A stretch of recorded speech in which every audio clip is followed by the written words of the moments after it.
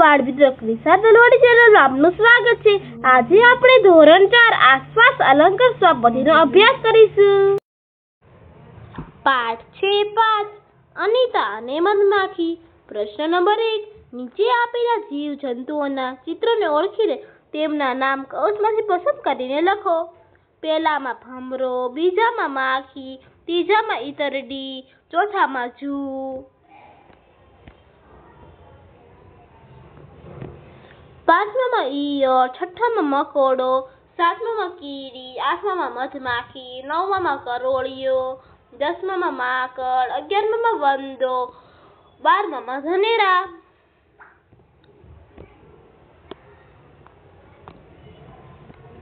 પ્રશ્ન નંબર 2 નીચેના પ્રશ્નોના જવાબ માટે યોગ્ય વિકલ્પ પસંદ કરી તેનો ક્રમ બોક્સમાં લખો। પહેલામાં ક, બીજામાં અ, ત્રીજામાં ડ, ચોથામાં ડ, પાંચમામાં બ। પ્રશ્ન નંબર 3 કૌંસમાંથી યોગ્ય વિકલ્પ પસંદ કરીને ખાલી જગ્યા પૂરો। પહેલામાં બકરીઓ, બીજામાં લીચી, ત્રીજામાં મોર, ચોથામાં સમઘન, પાંચમામાં રાણી। પ્રશ્ન નંબર 4 નીચે આપેલા વિધાનો સામે ખરા કે ખોટાની નિશાની કરો। પહેલામાં ખરું, બીજામાં ખોટું, ત્રીજામાં સાચું, ચોથામાં ખોટું, પાંચમામાં ખોટું। પ્રશ્ન નંબર 5 ખોટા શબ્દ પર છેકો મારો। હું જે બોલું તેના પર છેકો મારવાનો છે।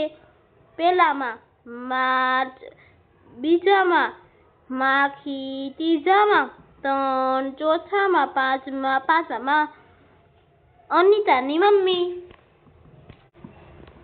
પ્રશ્ન નંબર 6 યોગ્ય જોડકા જોડો। પહેલામાં 1 રૂપિયો, બીજામાં 10 રૂપિયા, ત્રીજામાં 200 રૂપિયા, ચોથામાં 100 રૂપિયા, પાંચમામાં 50 રૂપિયા। પ્રશ્ન નંબર 7 દરેકના બબ્બે નામ લખો। પહેલામાં નવેમ્બર અને ડિસેમ્બર, બીજામાં કીડી અને ભમરો, ત્રીજામાં ગલગોટો અને કરેણ, ચોથામાં કીડી અને મકોડો, પાંચમામાં ઉધઈ અને મધમાખી। પ્રશ્ન નંબર 8 મને ઓળખી મારું નામ લખો। પહેલામાં રાણી કીડી, બીજામાં સિપાહી કીડી, ત્રીજામાં કામ કરવા વાળી કીડી, ચોથામાં મધમાખી, પાંચમામાં લીચી। પ્રશ્ન નંબર 9 હા કે ના લખો। પહેલામાં હા, બીજામાં ના, ત્રીજામાં હા, ચોથામાં ના, પાંચમામાં હા। પ્રશ્ન નંબર 10 અલગ પડતા શબ્દ પરથી ચોરસ કરો। હું જે બોલું તેના પર ચોરસ કરવાનું છે। પહેલામાં નોટબુક, બીજામાં વીછી, ત્રીજામાં રિક્ષા, ચોથામાં ભાદરવો, પાંચમામાં વટાણા, છઠ્ઠામાં હોડી।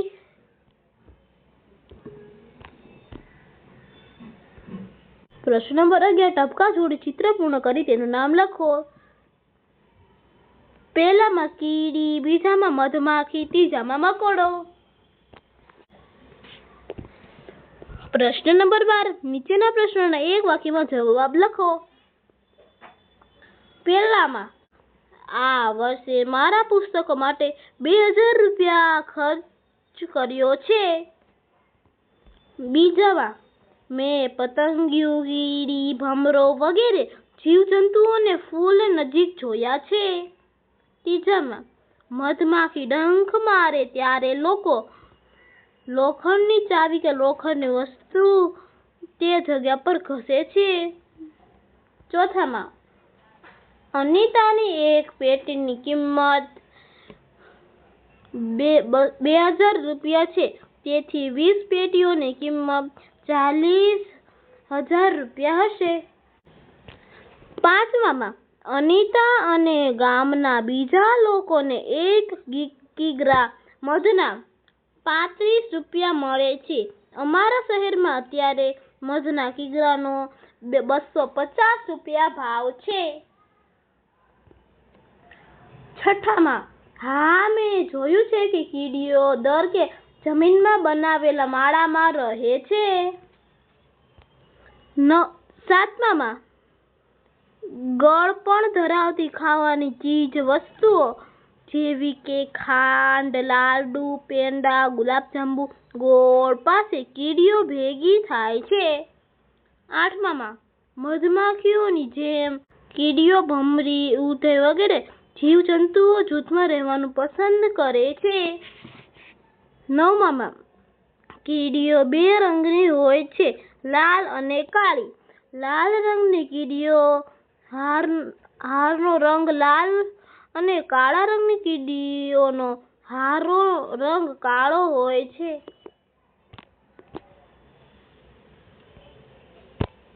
10મામાં, બોચાહા ગામ બિહારના મુઝફ્ફરપુર જિલ્લામાં આવેલું છે.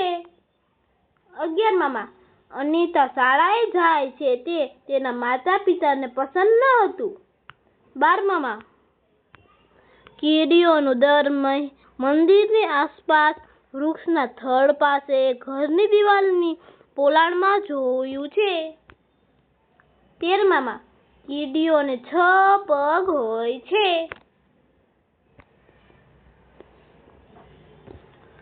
14મામાં, મુઝફ્ફર જિલ્લો બિહાર રાજ્યમાં આવેલો છે.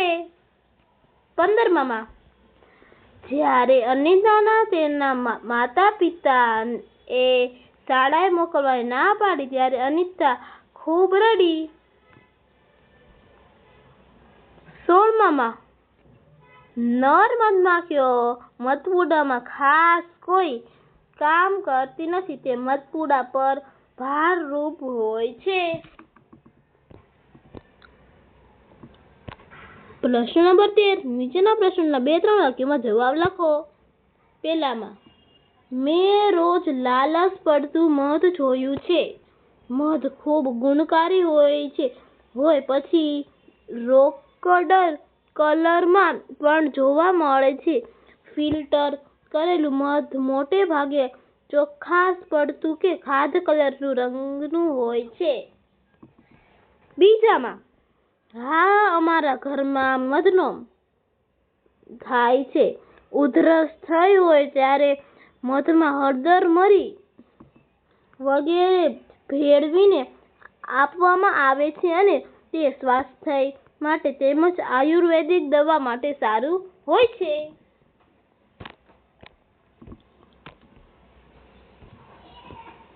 પ્રશ્ન નંબર 14, નીચેના કારણો લખો.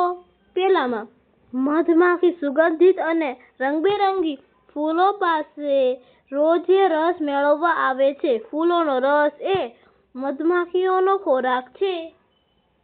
બીજામાં, અનિતા માતા પિતા માંગતા ન હતા કે છોકરીઓ શાળાએ કોયલે જવાનું શરૂ કરવાથી તેઓ છોકરાઓને ભણવાનો ખર્ચ કરવા માંગતા ન હતા, તેથી અનિતાના માતા પિતા અનિતાને શાળાએ મોકલવા માંગતા ન હતા. પ્રશ્ન નંબર 15, નીચેના પ્રશ્નોના મુદ્દાસર જવાબ લખો. પહેલામાં, ભણવું એ બાળકોનો અધિકાર છે. દેશના તમામ બાળકો અક્ષર જ્ઞાન મેળવી શકે તેવા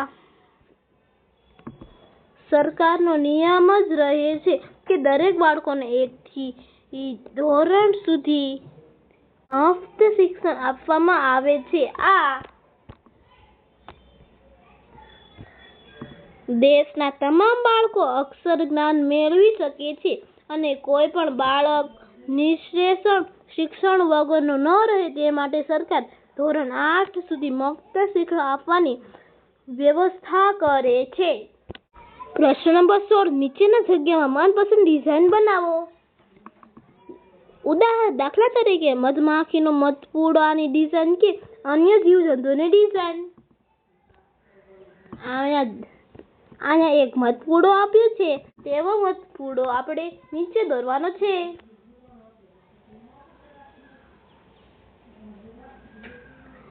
તો બાળ મિત્રો, અહીંયા આપણો 5મો પાઠ પૂરો થાય છે અને આવા જ અવારનવાર વિડીયો જોવા માટે મારી ચેનલને લાઈક, શેર અને સબસ્ક્રાઈબ કરવાનું ના ભૂલતા. Bye bye.